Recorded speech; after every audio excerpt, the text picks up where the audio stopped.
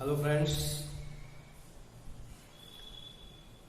मैंने पिछले वीडियो में आपको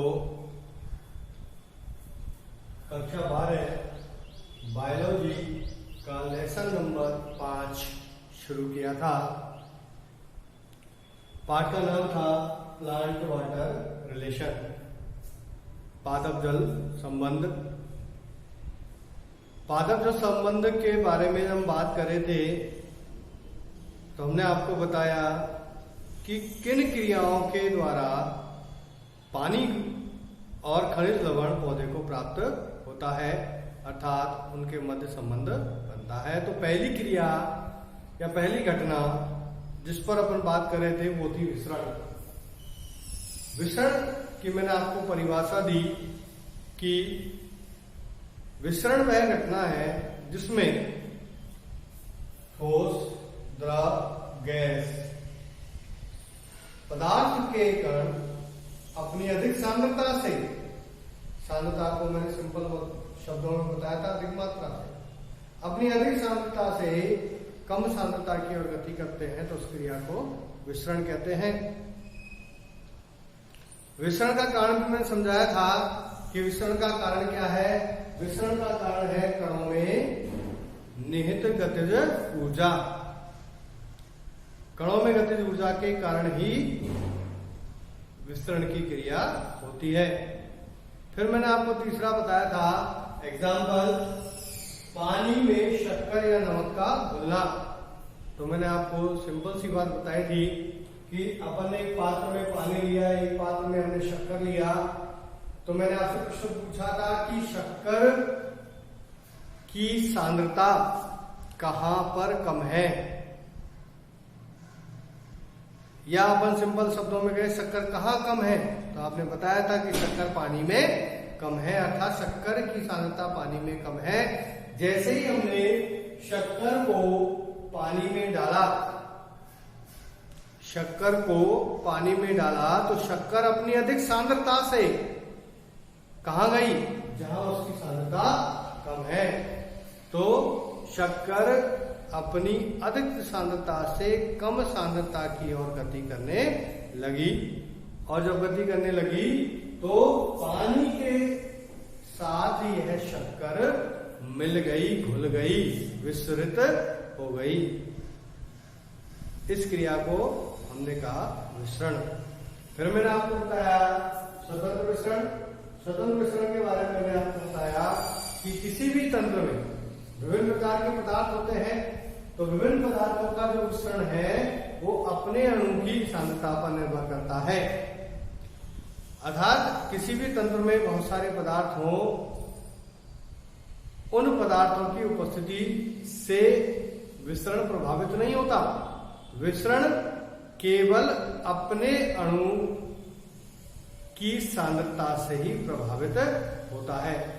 जैसे मैंने एक एग्जांपल से आपको समझाया था कि पौधे में ऑक्सीजन, अब पौधा और वायुमंडल मिलकर किसका निर्माण कर रहे हैं, तंत्र का निर्माण कर रहे हैं। तो इस तंत्र में पौधे के पास ऑक्सीजन के अलावा कार्बन डाइऑक्साइड, जल वाष्प, भोजन, अन्य पदार्थ भी उपस्थित है। इसी तरह वायुमंडल में भी ऑक्सीजन के अलावा कार्बन डाइऑक्साइड, जल वाष्प और विभिन्न प्रकार की गैसें उपस्थित है। तो उपस्थिति पूरे तंत्र में विभिन्न पदार्थों की है, लेकिन हम बात कर रहे हैं केवल किसकी, ऑक्सीजन की। हम बात करें केवल किसकी, कार्बन डाइऑक्साइड की। तो केवल अपन बात कर रहे हैं एक ही अणु की। तो एक ही अणु की बात कर रहे हैं, तो एक ही अणु की हम सांद्रता किस में देखेंगे, वायुमंडल में देखेंगे, और उसी की सांद्रता हम किस में देखेंगे, पौधे में। तो जैसे अपन ने उदाहरण लिया पौधे में ऑक्सीजन, तो हम जानते हैं जनरली अपन ये कहें कि पौधे में अपन तुलना करें किससे, वायुमंडल से। तो हम जानते हैं कि पौधे में ऑक्सीजन वायुमंडल की तुलना में क्या होती है, कम होती है। अब पौधे में ऑक्सीजन कम है तो हम ये कहें कि पौधे में ऑक्सीजन की सांद्रता कम है, और वायुमंडल में ऑक्सीजन अधिक है। इसका मतलब वायुमंडल में ऑक्सीजन की सांद्रता अधिक है। तो विसरण की क्रिया में क्या होता है, विसरण की क्रिया में होता है पदार्थ का अपनी अधिक सांद्रता से कम सांद्रता की ओर गति करना। तो ऑप्शन कहां जाएगी, उसकी अधिक सांद्रता कहां है, वायुमंडल। वायुमंडल से कहां जाएगी वो, कम सांद्रता कहां है, पौधे में। तो वायुमंडल से ऑक्सीजन पौधे में चली जाती है। किस क्रिया के द्वारा, विसरण की क्रिया के।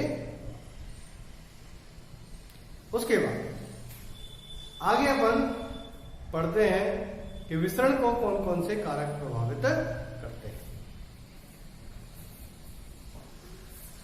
विसरण को प्रभावित करने वाले कारक, और उसमें हम पहला कारक जो पढ़ने जा रहे हैं वो है ताप, टेम्परेचर।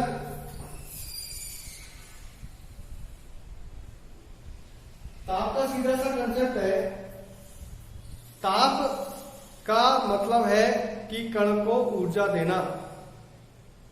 और मैंने आपको विसरण की जब परिभाषा बताई थी, तो विसरण की परिभाषा में मैंने आपको एक कारण बताया था कि कणों में क्या होती है, गतिज ऊर्जा, मीन्स ऊर्जा है, और ऊर्जा ही आप दे रहे हैं। ताप बढ़ा रहे मीन्स आप ऊर्जा दे रहे हैं। तो ताप बढ़ाने से क्या होगा, ताप बढ़ाने से कणों की, अगर आपने टेम्परेचर को बढ़ाया तो कणों की गतिज ऊर्जा बढ़ जाएगी, और कणों की यदि गतिज ऊर्जा बढ़ जाएगी तो उससे क्या नुकसान होगा, क्या होगा, उससे होगा विसरण की दर भी बढ़ जाएगी, विसरण की क्रिया भी बढ़ जाएगी। तो इसका मतलब हुआ ताप बढ़ाने से कणों की गतिज ऊर्जा बढ़ती है, तो गतिज ऊर्जा बढ़ने के कारण विसरण की दर भी बढ़ती है। दूसरा दाब, तो देखिए दाब को अपन समझे, तो दाब का भी सिंपल सा कंसेप्ट है। जैसे मैंने एक पात्र लिया, इस पात्र में क्या ले लिया मैंने, पानी, और यहां क्या है, गैस, और मैंने लगा दिया ये एक पिस्टन। तो ये हो गया पिस्टन। पिस्टन से क्या करेंगे, आप दबाएंगे, ये गैस है और ये द्रव है। तो जैसे ही आप क्या कर रहे हो, पिस्टन को दबा रहे हो, पिस्टन को दबा रहे हो, इसका मतलब प्रेशर बढ़ा रहे हो, दाब बढ़ा रहे हो। तो दाब बढ़ाएंगे तो क्या होगा, ये गैस के कण किधर आने लग जाएंगे, इस द्रव में विस्तृत होने लग जाएंगे। क्यों होने लग जाएंगे, क्योंकि यहां हम देखें तो गैस की मात्रा क्या है, मात्रा या अपन कहें सांद्रता क्या है, ज्यादा है, और द्रव में सांद्रता किसकी, गैस की क्या है, कम है। तो द्रव में गैस की सांद्रता कम है और यहां पर गैस की सांद्रता ज्यादा है। तो ये गैस इसमें क्या हो जाएगी, विस्तृत हो जाएगी, विस्तृत हो जाएगी। विस्तृत होने का मतलब हम ये कहेंगे विसरण की दर बढ़ जाएगी। तो ताप बढ़ाने पर क्या होगा, विसरण की दर बढ़ जाती है। तीसरा जो पॉइंट है वो है कणों का आकार।